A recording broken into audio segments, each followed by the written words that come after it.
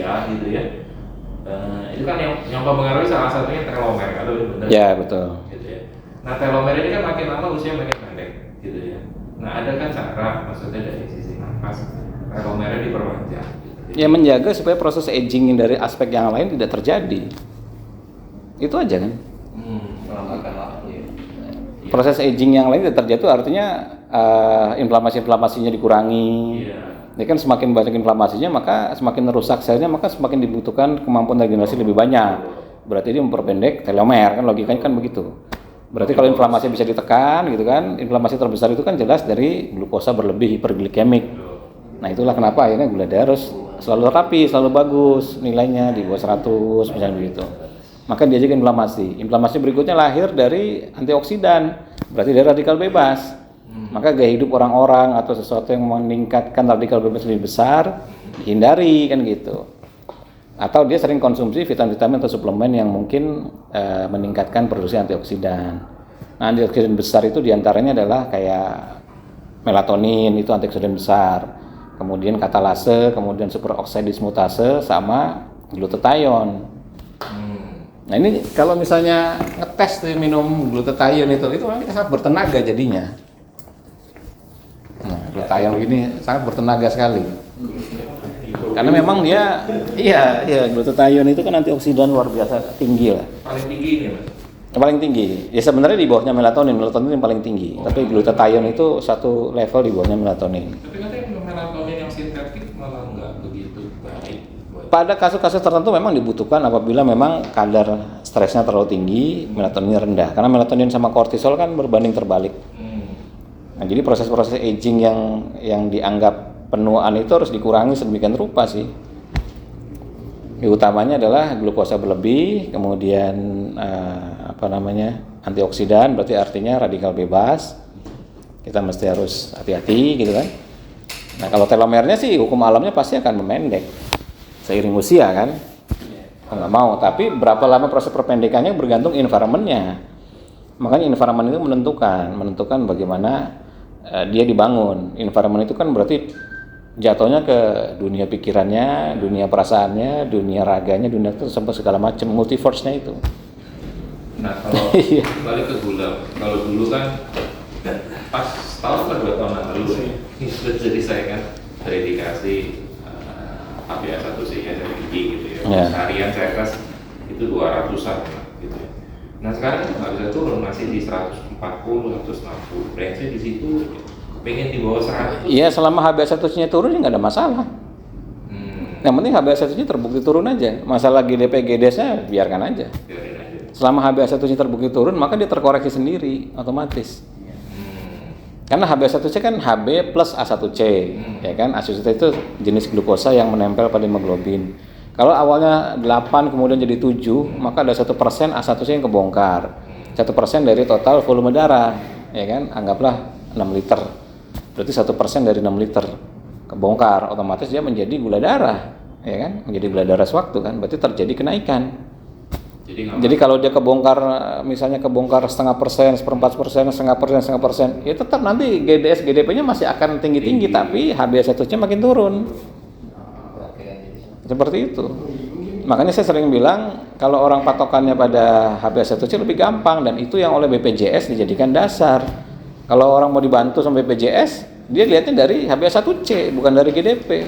Tesnya mahal ya, yang murah di mana? Yang murah di sini. Karena di sini kita punya alatnya.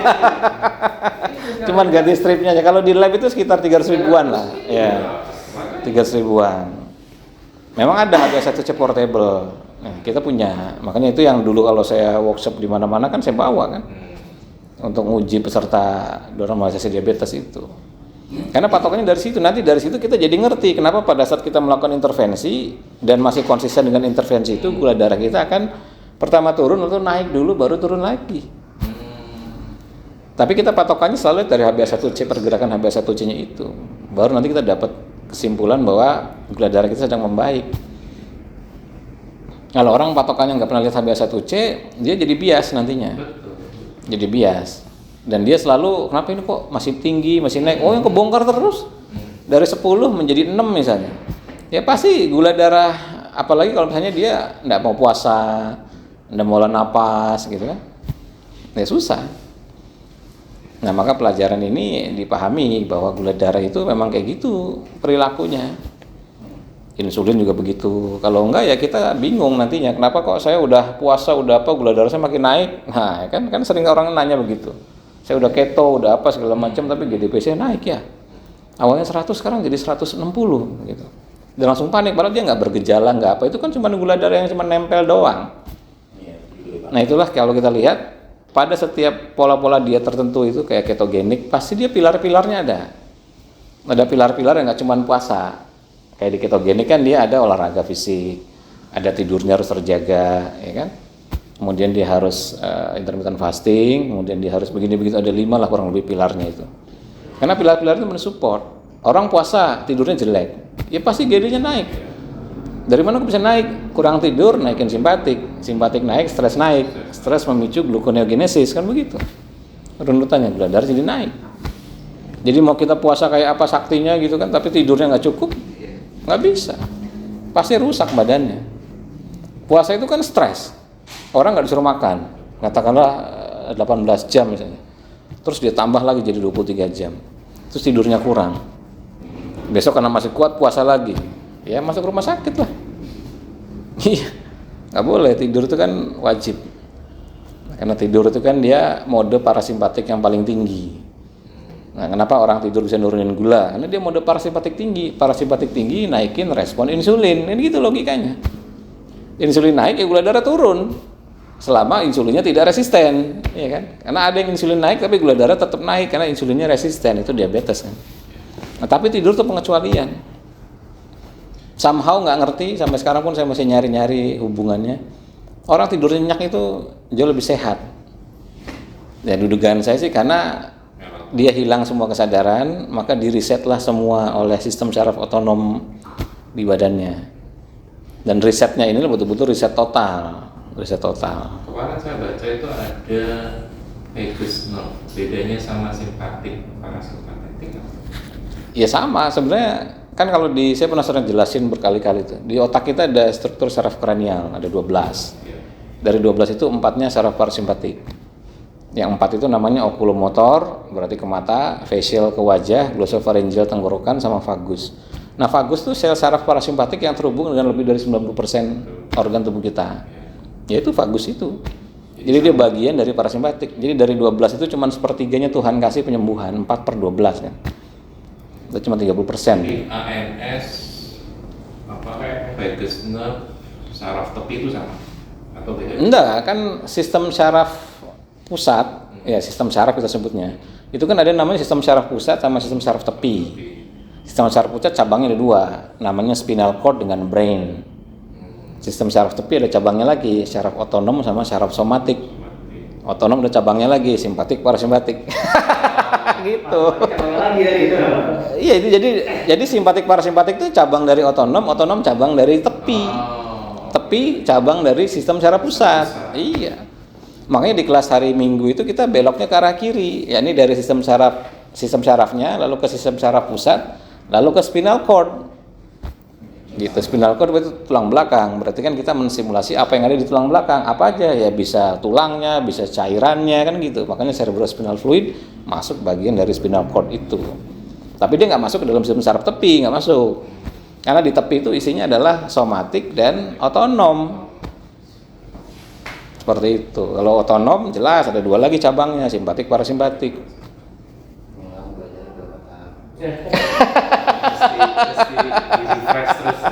Saya waktu jelasin ini sama dokter aja mereka geleng-geleng. Ada yang ngetes lewat YouTube nguji, ternyata bener kan, ini bener. Tapi langsung udah ngelotok begitu.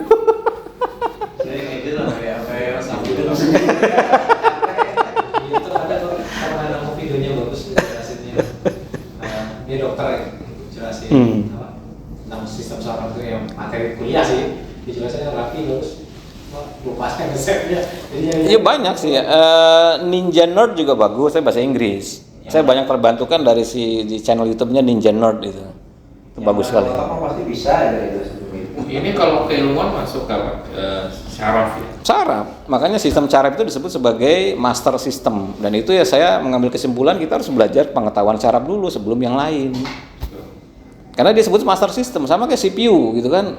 Master system berarti penting di antara yang penting. Prosesornya. Yang lain kan penting semua, tapi ada satu yang sangat penting ya masternya itu. Kemarin nggak nyala ya. Nah ya itu nggak nyala ya kita memasang apa sebenarnya bagusnya juga. Karena kan orang lahir pertemuan antara sperma dan ovum, kemudian jadi zigot, jadi bla bla segala macam. Apa yang pertama kali terbentuk? Syaraf. Syaraf duluan. Sebelum yang lain, sebelum jadi tangan, sebelum jadi daging, sebelum jadi macam-macam, syaraf dulu dia kayak pohon tumbuh gitu, akar-akar itu. Bahkan sebelum tulang ya. Jauh sebelum tulang. Belum ada tulang bau-baunya. Nanti setelah ini udah rapi, itu sarafnya ini baru. Sama DNA juga masih ada kaitannya. Oh iya DNA kan building blocknya. Kalau DNA itu building blocknya. Jadi tentu saja sebelum saraf ya DNA-nya dulu, begitu kan? Jadi ketemu pertemuan ini kan sebenarnya kan setelah para ovum ketemu, lalu dia sebelum menggandakan diri di dalamnya sudah janjian dulu. Ya pengertian janjian dalam tanda kutip ya. Itu bisa saja sudah ditakdirkan dari Yang Maha Kuasa atau memang proses biologis kan begitu. Maka dia kan jadinya begini, sudah dituliskan. Itu bahasa kitanya dari Lauhul Mahfudz begitu sudah dituliskan, dia kan begini. Baru dia merembet sesuai dengan hukum alamnya. Makanya sampai sekarang pun ilmuwan nggak tahu kenapa jantung bisa berdetak. Tapi kan kalau epigenetics bilang bahwa kalau ada dua teori gitu, satu bilang bahwa kalau DNA sudah ditakdirkan begini, tidak mungkin bisa diubah gitu. Tapi kan ini dianulir oleh epigenetik bahwa DNA kita pun masih bisa. Iya, karena kan sudah ditentukan. Itu kan makanya akhirnya menjadi teori kehendak bebas dari orang itu. Lu dikasih saklar on off, lu mau matiin apa mau nyalain? Kan gitu. Emang udah jadinya begitu. DNA-nya udah jadinya adalah katakanlah on off gitu. Kan kita nentuin mau on atau off. Artinya kalau kita nggak cukup ilmu pengetahuan, ya kita tidak dihukum. Berarti kita belum masuk ke ini apa namanya? Kalau dalam Islam sih belum masuk balik lah. Berarti kita tidak dihukum karena kita belum bisa membedakan, belum masuk pengetahuan kan. Tapi kalau misalnya kita sudah masuk pengetahuan, ibaratnya gini. Orang kampung, orang Papua yang masih pakai koteka suruh naik motor nggak pakai helm ditilang nggak? Ya enggak, orang dari kampung pelosok-pelosok begitu disuruh naik atau disuruh apa gitu kan? Karena dia belum punya dasar bahwa aturan naik motor harus pakai helm, harus punya SIM, bla bla segala macam. Tapi ketika sudah tahu pengetahuannya, terus dia masih keliru, bisa dihukum. Nah ini juga sama. Dari sononya sudah ditakdirkan nih, pokoknya ada on off pada semua aspek di dalam sistemnya. Terus yang bikin on off siapa? Ya lu yang tanggung jawab, mobilnya ada di lu bukan ada di gua. Mobilnya kan ada di kita, yang kita yang pegang mobil, mau dipegang, mau dijalanin ugal-ugalan atau apa terserah. Pokoknya 200.000 km sampai mesinnya mati. Terus orang yang satu jalaninya hati-hati, pelan-pelan gitu kan. Ini terlepas dari takdir kecelakaan. Mana yang kira-kira masuk bengkel duluan, yang satu ugal-ugalan. Ya masuk bengkel duluan yang ugal-ugalan.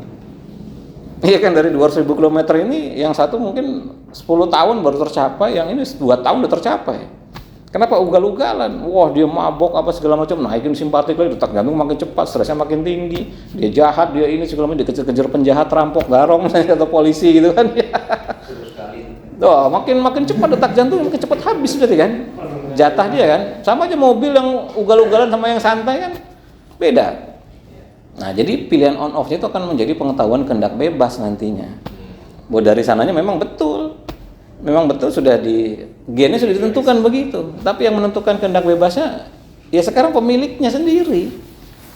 Jadi epigenetik nggak salah dan teori gen nggak bisa berubah pun memang nggak salah, tapi nggak bisa berubah itu pilihan on off-nya itu. Jadi ketika kita memilih untuk meng-off-kan itu dengan cara memilih lingkungan yang baik, pertemanan yang tidak toksik gitu kan. Orang-orang yang mungkin komunitasnya bersifat membangun, terus memilih keluarga yang baik dan sebagainya, lingkungan kantor yang enak. Ya kita memilih untuk meng-on-kan yang kayak gitu. Ya pasti lebih baik pilihannya dibandingkan kita dugem gitu atau apa. Ya, pasti kan. Ya lingkungannya jauh lebih tingkat stresnya tinggi. Wong kita kalau dugem tuh nggak ngapa-ngapain aja bisa kegerebek. Asal ada di tempat kejadian aja kita tersangka kan. Ini menjadi saksi. Iya kan. Datang ke sana juga salah. Nah, iya, ya artinya kan itu pilihan kita. Kita nemenin orang Pak, mana Pak polisi mana tahu. Kita nemenin apa nggak percaya dia kan. Nah, yang balik ke Vegas itu katanya bisa di-reset, maksudnya di-reset itu dikembalikan ke kondisi semula. Ya. Ada beberapa gerakan yang mereka lakukan. Nah itu kaitannya gimana tuh? Maksudnya Iya, riset itu bukan pengertiannya kemudian kayak komputer di riset kemudian segalanya menjadi everything is fine kan, virus jadi hilang. Pokoknya enggak, ngeriset itu kan hanya memulai dari titik awal, tapi tidak menghilangkan semua sebab akibat yang ada di dalam situ. Jadi kalau misalnya virusnya bikin hang, bikin lemot laptop atau PC lalu kita riset, virusnya hilang nggak? Enggak, tapi dia belum terpicu. Begitu kita riset awal kan virusnya belum masuk programnya. Nanti nunggu berapa menit setelah nanti program ini di loading, nah ada virus masuk di situ, masuk lagi. Ya kayak gitu. Soalnya install ulang. Nah makanya install ulang, pengertian install ulang itu dalam kehidupan sehari-hari, ya kan? Ya memang begitu, install ulang adalah proses hijrah atau proses pertobatan. Orang bertobat itu install ulang berarti. Orang hijrah kan, berarti dia install ulang. kesadaran yang dirubah. Kalau enggak ya dia selamanya environment-nya akan begitu. Makanya semua proses hijrah atau proses pertobatan itu adalah pindah environment, pindah kuadran, pindah zona. Zonanya pasti pindah. Yang biasa sering nongkrongnya di Gajah Mada, Mangga Besar gitu kan, ya pindah kemana gitu. Yang mungkin resikonya kecil, lebih kecil. Nah itu proses install ulang kayak gitu. Nah makanya ini kan tidak bisa terjadi dan itu hanya bisa lewat sistem saraf. Neuroplasticity, perubahan kebiasaan baru hanya bisa lewat sistem saraf. Jadi di-train ulang saraf. Iya, di-treat ulang sarafnya sehingga setiap saraf yang terbentuk baru itu akan memancarkan gelombang elektromagnetik. Saraf bisa diregenerasi juga. Iya, semua proses neuroplasticity adalah regenerasi sel saraf dan satu-satunya yang tidak ada batas waktu sampai kita tua. Cuma sistem saraf. Saraf terus bertumbuh berarti sampai. Selalu bertumbuh dengan syarat ya tadi beberapa riset menunjukkan orang itu melakukan kebiasaan baru, hal-hal yang baru terus menerus. Makanya ritme tidak boleh dilatih cuma satu. Kalau ritme cuma satu ya cuma itu aja, makanya divariasikan. Ada ritme ini supaya akan menjadi sesuatu yang baru terus. Jadi sarafnya fresh terus. Ada jalur-jalur yang baru. Ada jalur yang baru. Nah seperti itu. Nah ini yang disebut neuroplasticity adalah seperti itu. Nah kemudian ini akan menimpa kebiasaan lama. Neuroplasticity itu sama 55 gitu atau ada? Enggak, neuroplasticity itu adalah pembentukan kebiasaan baru oleh sebuah aktivitas intensif yang terus-menerus dilakukan every single day. Begitu. Aktivitasnya bisa apa aja, mau membaca, gibahin orang, gitu kan, mau nipu, mau apa, pokoknya dia rutin aja begitu. Bebas nilai ya. Bebas nilai, neuroplasticity itu bebas nilai. Kita yang bikin, coba aja tes kalau nggak percaya, dari tanggal 1 sampai tanggal 21 ngibahin orang aja, atau nggak usah ngibahin orang, ngomongin politik aja. Kita preferensinya misalnya Prabowo atau Jokowi, udah ngomong itu aja. Mau kita nanti ke warung, ke mall, pasti yang kita dengar tuh ya, yang kayak gitu, pasti tuh. Buktikan ya nggak percaya, pasti begitu. Filternya udah. Karena gelombangnya udah ke situ kan, berarti kita narik itu yang mau kita mau kan. Kan setiap kali neuroplasticity kebentuk kan, ting, saraf baru kebentuk, lalu dengan cabang-cabangnya, ting lagi cabang-cabangnya, ting cabang-cabangnya. Setiap kita berpikir, maka dia memancarkan electricity kan. Setiap ada electricity pasti ada magnet, maka disebut elektromagnet. Memang ada listrik murni dan magnet murni, tapi itu pelajarannya lain. Dalam fisika disepakati adalah elektromagnetik. Di mana ada listrik, di situ ada magnet. Berarti di mana ada pikiran, di situ ada magnet, ada ketertarikan kan? Resonansinya ke komunal berarti. Iya, ya ke dalam diri sendiri termasuk yang keluar sana. LOA. Akan jadi begitu nantinya. Nah ini yang kemudian kita jadi ngerti kenapa orang-orang yang pada akhirnya susah untuk hijrah. Karena dia memang neuroplasticity yang dia bangun setiap harinya kayak gitu. Dia kesal terus sama orang, dia marah terus sama kehidupan. Ya itu dikasih makan terus. Makanya ada kayak kisah kan, bagaimana cara membedakan serigala gitu kan. Yang ada dua gitu. Yang mana yang dikasih makan dari dua serigala ini gitu kan. Yang badannya paling besar. Kenapa ya? Karena dikasih makan gitu. Yang mana dikasih makan ya itu yang bertumbuh. Kalau saraf tuh kelistrikan gitu. Kalau Ya elektromagnetik, di mana ada listrik di situ ada magnet. jantung juga elektromagnetik. Semuanya elektromagnetik. Semua Iya. kita tuh elektromagnetik. Nah baru ketertarikan terbesar itu nanti ada pemisahan. Bagaimana memisahkan ini listrik murni, ini magnet murni, itu pelajarannya lain. Kita yang sepakati sains itu adalah elektromagnetik. LOA itu elektromagnetik. Gelombang alfa, gelombang beta beta itu masuknya apa? Itu bebas nilai, itu gelombang frekuensi biasa, bebas nilai. Oh, dia nggak. Ya kita kan ngukur dia jadi delta, dia akan alfa, jadi beta kan hanya nama jenis gelombangnya aja. Tapi apa isinya kan kita nggak tahu. Nggak ada muatan. Dia mengangkat ketertarikan apa kita nggak tahu. Muatannya apa kita nggak tahu. Tidak ada muatan, jadi dia hanya bergetar. Nah, hanya bergetar aja dengan hertz tertentu, berarti siklus pergetaran gelombang otaknya otaknya sarafnya tertentu, yaitu yang dibaca sebagai alfa kah, delta kah begitu. Kontennya itu kelistrikan yang kita masukkan ke gelombang. Yes, betul. Makanya napas ritme itu cuma mekanika ventilasi. Makanya berkali-kali saya bilang napas ritme itu cuma pengetahuan mekanika ventilasi aja, yang saya sederhanakan, saya bikin lebih terstruktur begitu. Ya kalau orang cuma latihan begini dapat manfaat. Karena 55 terbukti walaupun bebas nilai, tapi dia meningkatkan oksigenasi gitu kan.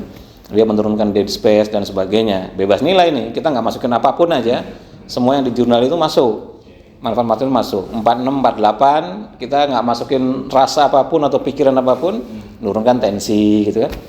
Berarti kita sudut pandangnya adalah yang Bebas nilai. raga aja, yang bebas nilai raga kan. Nah maka kalau kita memasukkan sesuatu akhirnya menjadi injeksi hormonal, semakin membludak, melimpah. Maka konsep keberlimpahan gitu, keberlimpahan pada pikiran, keberlimpahan pada rasa, menghasilkan hormonal yang berkelimpahan kan. Ada kelasnya nggak yang ini? Ya ada nanti di Nata Rasa sama Multiverse itu. Iya. Jadi ini wilayahnya wilayah yang bukan metabolisme murni begitu. Nah, maka kalau metabolisme murni tadi ya bebas nilai. Jadi pokoknya asal you lakuin 46 48 turun tensi menurut jurnal ini. Lakuin 24 asma bisa membaik menurut jurnal ini kan begitu. Lakuin 55 oksigenasi naik, dead space turun, melebarkan pembuluh darah, melenturkan pembuluh darah dan sebagainya menurut jurnal ini. Tapi kan bebas nilai semua. Urusannya hanya getaran aja. Ya, urusannya hanya getaran dan memberi manfaat apa pada yang digetarkan. Kan Kalau gitu. ini urusannya konten gitu ya. Kalau ini urusannya konten, makanya dalam teori frekuensi kan yang hebat dari frekuensi bukan frekuensinya, Betul. tapi kemampuan untuk disisipkan data dan informasi ke dalam frekuensi itu. Broadcast apa yang mau kita kirim? Iya, karena begitu kita si sel itu nerima frekuensi terus nggak ada data yang di broadcast, kan dia cuman bengong aja, cuman oh iya, nggak ada suruh ngapain, suruh bunuh diri kayak atau apa kayak selnya kan apoptosis atau apa gitu kan. Sel CA misalnya dikirimin ritme 55, ya udah bergetar ya ibaratnya gitu. Terus dia setelah bergetar suruh ngapain? Ya nggak apa-ngapain, big boss nggak ngomong apa-apa, cuman diem aja gitu kan. Iya. Iya. Versinya tapi nggak ada yang ngomong. Nggak ada yang ngomong, diem aja. Noise blank. Iya. Ya kayak TV jam 3 pagi lah. Ya kan? Ya cuman gitu-gitu aja kan. Siarannya masih ada. Semut-semut aja. Nah sama mekanika ventilasi itu bebas nilai, napas ritme itu bebas nilai. Tapi tahap pertama adalah tahap bagi orang-orang yang minded, pikiran minded gitu kan, ilmiah minded. Oh, gua harus mana ilmiahnya? Ya ini jurnal begitu. Tapi pada satu titik itu akan mentok nantinya. Karena penelitian itu tidak melingkup semua hal. Ya contoh ritme 55, kita punya 11 sistem. Berarti paling tidak kalau ritme 55 bergetaran sama pembuluh darah, efeknya ini harus cari dulu jurnalnya. 55 dengan sistem respirasi, 55 dengan sistem reproduksi, 55 dengan sistem kelenjar, 55 dengan sistem tulang, sistem rangka, sistem otot, sistem kulit. Kan jadi banyak sekali kan untuk satu ritme. Sehingga ada satu ritme yang kelas ini materinya sama. Kelas ini materinya sama. Memang ya jurnalnya begitu ditelitinya. Jadi bukan karena kita bikin semua untuk sama, bukan. Karena satu ritme ini kan dia bergetar. Berarti nanti pasti akan direspon sama 11 sistem kan. Berarti kan logikanya ilmuwan pasti berpikir, gue pengen neliti yang ini kenapa? Yang ini udah ada nih ilmuwan yang itu, ntar kalau saya riset lagi sama ilmuwan itu. Sehingga peluang saya naik sebagai jurnal lebih kecil. Tapi kalau saya riset sesuatu yang baru, ya kan ritmenya sama, tapi peluangnya lebih besar untuk muncul karena belum pernah diteliti sebelumnya kan. Nah seperti itu. Jadi mekanika ventilasi, gelombang otak itu semua bebas nilai semua, neuroplasticity bebas nilai semua. Jadi pada satu titik kalau kita cuman berkutat di situ berhenti. Maka kita harus masuk. Hanya mekanika ventilasi biasa aja. Kita harus masuk pada aspek-aspek yang konten itu, data dan informasi itu. Berarti layar abstraksinya apa yang dibangun oleh pikiran. Oh berarti di situ ada imajinasi, ada keinginan, kehendak, ada macam-macam kan. Kita rasakan saja. Akan masuk ke situ. Dan itu tidak bisa dilakukan ketika kita tidak punya bimbingan, nggak ada guide-nya. Jadi ngaco kan? Karena imajinasi kan liar. Pasti liar kan? Iya kan? Yang bisa membedakan itu baik buruk siapa? Ya yang ngebimbingnya. Yang ngebimbingnya. Ya bocah aja kalau kita bilang ini warna hijau, bisa nggak? Bisa ketika dia memang belum dapat pengetahuan. Kita bisa bilang ini coklat karena kesepakatan aja. Ini merah, kuning juga kesepakatan aja. Karena dari kecil dikasih tahu yang kayak gini ini orange. Dari kecil dikasih tahu. Coba dibalik, ini hijau. Dari kecil ya, dari kecil. Iya, Mas. Orang Sunda itu nyebut biru hijau. Nah iya. Madura juga sama. Iya. Sekarang tidak sama dia dengan Iya. Toleransi antar suku. Nah ya kayak gitu kan. Jadi artinya kan itu kesepakatan aja. Kita bersepakat dengan warna-warna itu karena memang kita dikasih tahu nilai-nilainya kayak gitu. Standar Makanya nilai. ini baru pengetahuan dasar, belum makna di balik itu. Maka merah di Cina nggak sama dengan merah di Indonesia, putih di Cina nggak sama dengan putih di Indonesia. Sehingga software house besar itu hati-hati betul kalau bikin warna. Dia nggak boleh bikin warna window-nya atau warna aplikasi yang kesannya mati di tempat lain gitu kan. Nggak bisa. Di kita putih apa? Suci. Coba ke Cina sana putih. Mati. Iya. Di kita yang disebut angka sia 13, di tempat lain 4. Makanya mall misalnya lantai 1, lantai 2, lantai 3, terus 3A, terus langsung 5. Ini aja nggak ada. Di sini nggak ada 3A, ya langsung 5. Ya kan itu kan balik ke bagaimana orang itu didoktrin dari kecil gitu kan. Ini sistem Mas. Dari sistem dari pertama kalinya. Ya normnya nggak sama antara kita sama budaya lain. Nah itu makanya di Napas Ritme begitu, masing-masing ritme itu saya udah bantu untuk risetkan jurnalnya sekian banyak ini, tapi memang itu masih bebas nilai. Kita yang menentukan. Berarti kita bisa membentuk belief system yang baru dengan konten dan kurang lebih gitu Mas. Maksudnya dengan Bisa, mengedit iya betul. konten yang Ya ibaratnya kan kita di pilihan on off gennya kan udah tersedia. Kita tinggal mau menuju ke meng-on-kan sekian banyak gen yang bagaimana kan gitu. Kan kita yang milih kan. Tapi ada tantangannya. Ya pasti setiap pemilihan itu kan akan berakibat pada filtering gelombang. Ya. Pemilihan misalnya Mas tiba-tiba pengen menjadi seorang pemabuk misalnya gitu. Ya mudah-mudahan sih jangan. Ini contoh aja, contoh. Contohnya jelek. Pasti pemilihan teman-temannya akan yang begitu. Nggak mungkin Mas milih teman-temannya pendeta, terus kemudian ustadz, ulama, nggak mungkin. Pasti akan memfilter dengan sendirinya kan? Nah ini yang memang sih jadi beberapa pertanyaan saya yang tadi law gitu kan, law of attraction. Kalau mereka kan simple gitu kan, sekedar hanya kamu bayangkan aja yang baik, terus yang baik itu aku bilang nggak semudah. Iya, karena pengertian baik pun kan berdasarkan apa dan siapa, ya kan petunjuknya, yang membimbingnya, guide-nya siapa, kan gitu.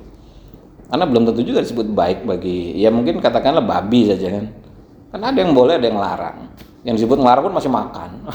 Katakanlah begitu. Dan itu baik namanya daging, pasti ada protein, ada bla bla bla segala macam. Terus kenapa kalau misalnya dihilangkan efek dari cacingnya kemudian berubah jadi halal? Kan enggak. Berarti kelas baru ini nanti lebih ke arah memodifikasi, ibaratnya udah masuk lebih dalam lagi ke layer yang lebih baru. Iya, jadi layernya itu nanti kan lebih masuk ke dalam, dan setiap frekuensi itu kan pasti membawa aspek kesadaran tertentu. Makanya kenapa di delta itu nggak sama dengan alfa, aspek sadarnya nggak sama. Makanya orang ketika membentuk sesuatu maka harus diletakkan di sini. Meditatif kenapa harus dibikin di theta dan sebagainya. Nah itu enggak, karena masing-masing punya kesadaran. Nah frekuensi pun sama. Jadi kenapa kita pilih untuk yang ini, ritmenya yang ini? Karena dari sekian banyak penelitian jurnal berhubungan sama psikis misalnya, ritme ini ternyata efeknya seperti ini, menghasilkan apa yang dihasilkan oleh ketika seorang itu memunculkan bahagia misalnya. Jadi orang bisa milih, lo bisa main rasa, muncul hormon ini, atau main frekuensi, nggak perlu main rasa, gitu kan, bebas nilai juga kan, tapi muncul hormon yang sama. Jadi ada pilihan, atau mau dibikin dua-duanya, jadi lebih besar, bisa seperti itu. Kompleks ya. Iya, bisa kompleks seperti itu. Ya tinggal, ya setiap orang punya cara belajarnya sendiri. Nah kita hanya ngasih wadah. Karena rasa itu semua kan hormonal ya. Hormonal semua, gerbang jiwa itu, gerbang rasa itu hormon. Jadi semua yang muncul dalam bentuk perasaan dan pikiran itu konversi hormonal semua. Ini kalau sudut pandangnya adalah mekanika Newtonian. Tapi kalau sudut pandangnya kuantum, frekuensi dan gelombang. Frekuensi dan gelombang. Iya, makanya kan dulu saya pernah bikin videonya bahwa sudut pandangnya mekanika Newtonian itu adalah semua yang berhubungan sama molekuler, enzim, protein, molekul ini itu segala macam gitu kan, ya itu semua begitu, reseptor. Nah, tapi kalau satu lagi mekanika kuantum, frekuensi dan gelombang, energi di situ. Jadi setiap kita berpikir kita memancarkan energi, setiap kita membangun rasa kita memancarkan energi. Nah, energi ini yang nanti karakteristiknya kan dipilih berdasarkan kita memunculkan yang jenis apa kan gitu. Tentu jelas marah nggak sama dengan bahagia, ya kan? Loving kindness pasti tidak sama dengan emosi misalnya atau dengan stres apa. Gelombang energinya pasti berbeda. Pasti berbeda. Nah ini berarti nanti nyampe ke si David Hawkins.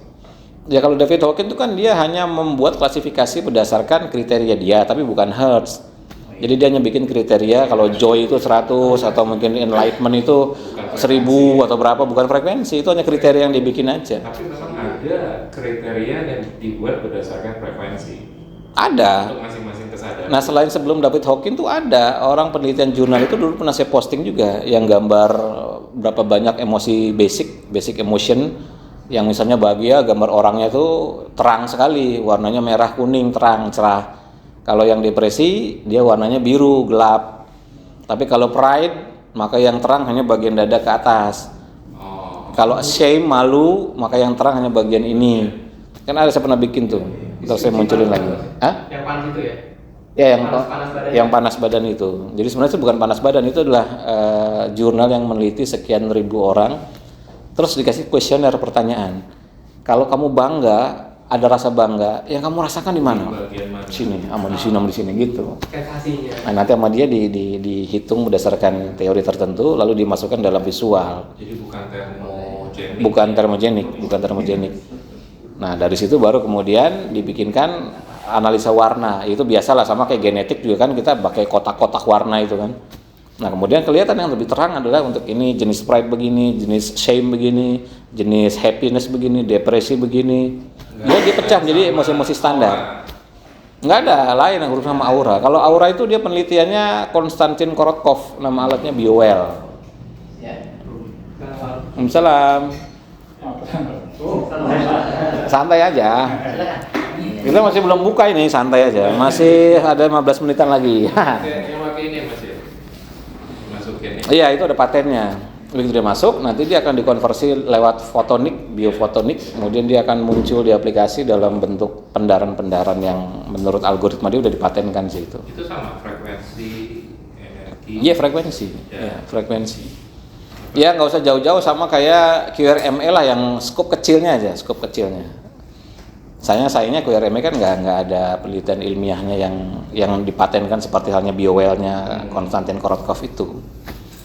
Karena Konstantin Korotkov itu ada jurnalnya, ada bukunya, itu jelas sekali. Kalau nanti kita begini, muncul gambarannya kayak gini, maka jenisnya kayak gini. Muncul gambarannya gini, maka jenisnya kayak gini. Semua itu ada jurnal. Iya sebenarnya tujuannya ada jurnal adalah ini sudah pernah diteliti atau belum? Ya di riset apa belum, dampaknya kayak apa gitu kan? Apalagi kalau diuji cobakan pada manusia kan mesti hati-hati. Kalau dia belum pernah diuji cobakan, ya berarti kita gambling. Kalau gambling berarti faktor keyakinannya lahir dari mana? Ya terserah, lahir dari pembawa beritanya kah? Atau lahir dari testimoni gitu kan? Orang banyak testimoni kita jadi percaya. Nah makanya testimoni itu memiliki derajat paling rendah dalam dunia sains. Tidak dinafikan, tidak dihilangkan, tidak direndahkan, tetapi paling rendah. Nah memang problemnya testimoni itulah biasa dipakai untuk menaikkan pamor. Itu biasalah. Makanya kadang-kadang ada orang yang sudah sangat testimoni minded gitu kan, ada testimoninya enggak? Ya kalau nggak ada terus gimana? Untuk penyakit-penyakit berat bagaimana? Susah kan? Kalau penyakit-penyakit misalnya gagal ginjal akut atau gagal ginjal kronis misalnya begitu, belum tentu orang-orang model gitu mau bertestimoni kan? Nggak gampang. Kalau untuk balik ke inflamasi, Mas, itu ada alat ukurnya nggak untuk mengukur inflamasi di tubuh seseorang? Ya udah pasti patokan inflamasi kan dilihat dari apanya dulu kan, mungkin dari kimiawi darahnya atau mungkin dari apanya gitu kan, sama kayak misalnya kayak limfositnya tinggi, berarti ada inflamasi, atau mungkin HSCRP-nya tinggi, berarti ada inflamasi. Tapi HSCRP, C reaktif protein itu kan inflamasi global yang kita nggak tahu detailnya ada di mana. Maka setelah ketemu HSCRP-nya tinggi, ya kita harus detail lagi. Mungkin di limfositnya, mungkin di apanya gitu. Atau dari HRV-nya. Jadi harus didetailkan lagi karena inflamasi kan sangat kompleks sekali.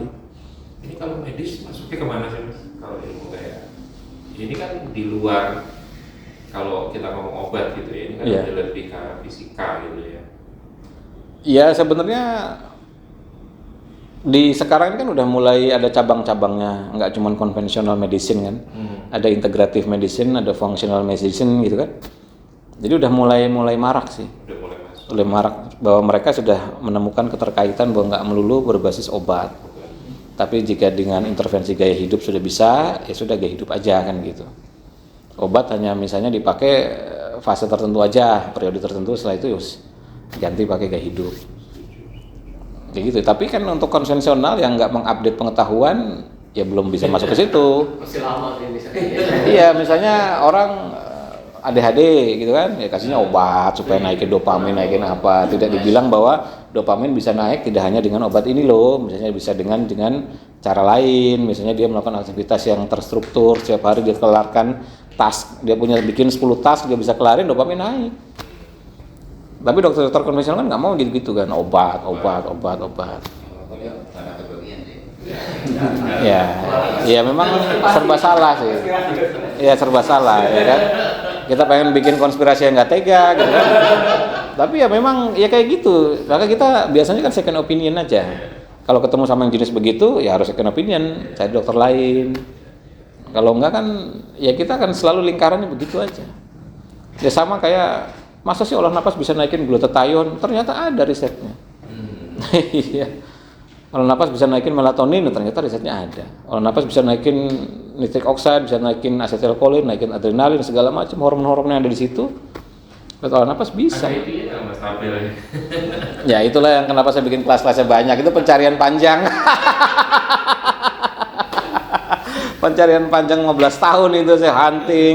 Kadang-kadang ketemu jurnal yang gratis nggak ada datanya. Jadi saya harus beli jurnal gitu. Jadi jurnal beli kan saya kasih contoh kemarin di video terakhir tuh. Jurnalnya paling murah itu ya sekitar 20 sampai $50 lah, sekitar 150 ribuan lah kerasa. Dan itu dengan akses 24 jam doang. Jadi artinya kalau kita nggak buru-buru ngedownload atau membaca atau ngopi gitu ya, hilang besoknya bayar lagi. Dan itu saya beli itu banyak sih. Dan memang jurnal-jurnal berbayar itu lebih menarik sih isinya, lebih seksi begitu dibandingkan jurnal gratis. Lebih terbuka ya metodenya ya? Lebih detail. Bisa kan metodenya cuma metode ini doang kan? Enggak, tetap metodenya sih mereka satu lah rata-rata. Tapi maksudnya penjelasannya, kemudian dari sisi pengumpulan datanya, metodologi lebih rinci, biasanya lebih bagus. Duplikasinya lebih gampang. Duplikasinya lebih gampang, ya, lebih bagus. Iyalah, iya betul. Dia modalnya lebih besar kan untuk melakukan penelitian itu. Iya, makanya kalau kayak yang gratisan kan ya udah kita terima, makanya harus dinalar dulu. Kadang-kadang muter-muter bahasanya. Yang berbayar tuh punya banyak. Saya petakan tuh hormon-hormon ini, protein, enzim, olah napas jenis gini, ritme-ritme ini segala macam. Dites sendiri.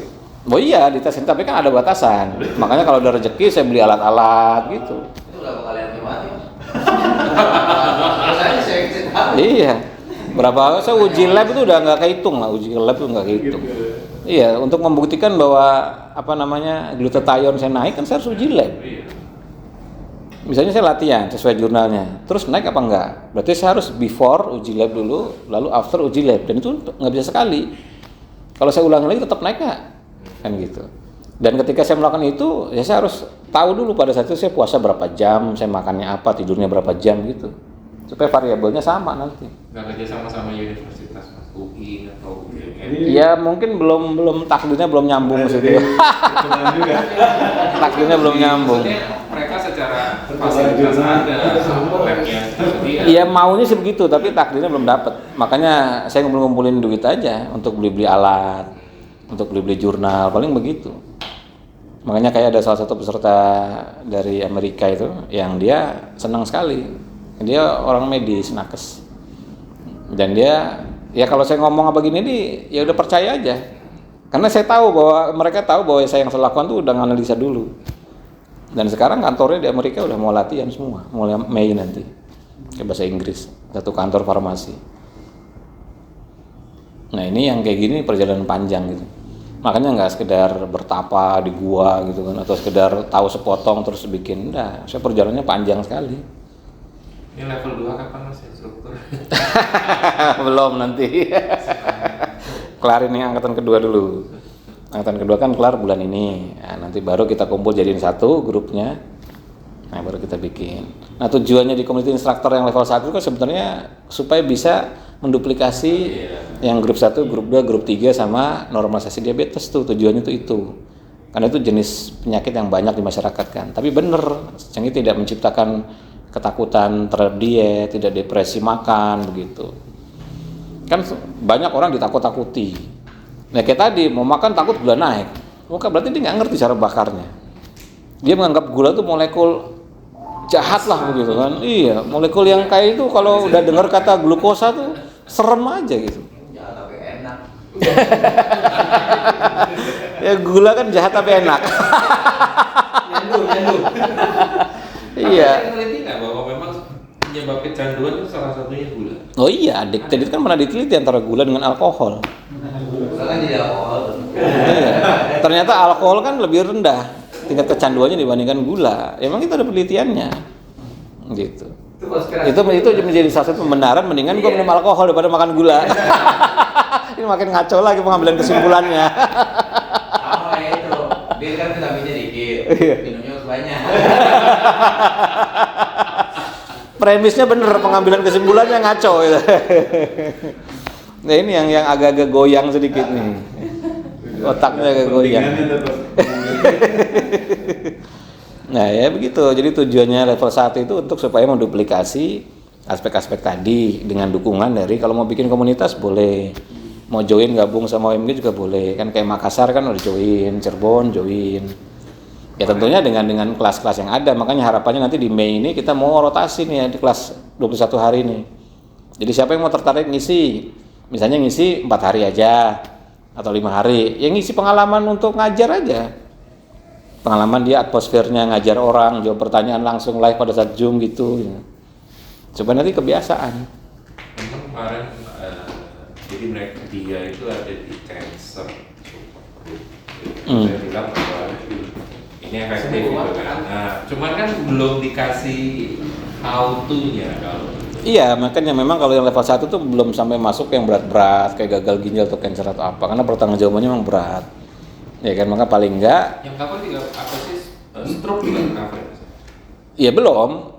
Iya, karena itu kan gini, kan saya pernah bilang bahwa ketika kita sudah mengikatkan diri, memelekatkan diri dengan orang-orang jenis begitu yang sakitnya berat, itu energi kita ikut terlibat ke situ. Iya. Bukan cuma energetiknya kita terserap, pengertiannya adalah kita ada waktu cukup nggak? Sementara orang gitu kan akan menganggap kita sebagai dalam tanda kutip dewa penolongnya, maka dia akan nanya banyak hal, dia akan recokin kita, dia akan gangguin kita. Nggak mungkin dia nggak akan WA itu nggak mungkin. Dia akan nelpon kapan saja dia mau. Dia merasa nggak enak sedikit dia telepon, merasa nggak enak sedikit dia kontak, kan gitu. Nah kita siap nggak untuk yang jenis seperti itu? Kalau belum siap ya mending jangan. Daripada nanti kecewa kan? Kemarin dia suggesti sih gini ya, kalau bisa ngisi yang waktunya hanya latihan aja gitu kan, tapi tidak melakukan intervensi lebih lanjut. Gitu kan. Sebenarnya itu bisa dimulai dengan materi-materi yang sudah diajarkan di community instructor. Jadi misalnya kumpulkan orang-orang CA katakanlah begitu yang kita kenal, ajarin materi grup 2 aja. Yang napas lambat, yang gak ada tahan napas. Terus kita tanya gimana responnya, gimana yang dirasakan di badan. Apa perubahannya? Katakanlah memang nggak memperkecil CA misalnya, tapi tidurnya makin nyenyak, hari-harinya makin bertenaga, itu udah cukup. Ya kan body udah cukup. Ya sama kayak gagal ginjal. Gagal ginjal itu fase pertama dari pengalaman saya kan, saya dulu berpikirnya bahwa gagal ginjal akan bisa stop hemodialisa. Ternyata nggak begitu. Progresnya adalah untuk pasien yang kreatinnya menurun, nggak langsung kreatinin turun, tapi dimulai dari HB-nya membaik dulu. HB-nya stabil, jadi dia nggak transfusi, maka fase berikutnya baru kreatinnya akan terkoreksi. Udah Jan? Oh ya udah, kita doa dulu sebelum kita berbuka. Yang Bismillahirrahmanirrahim.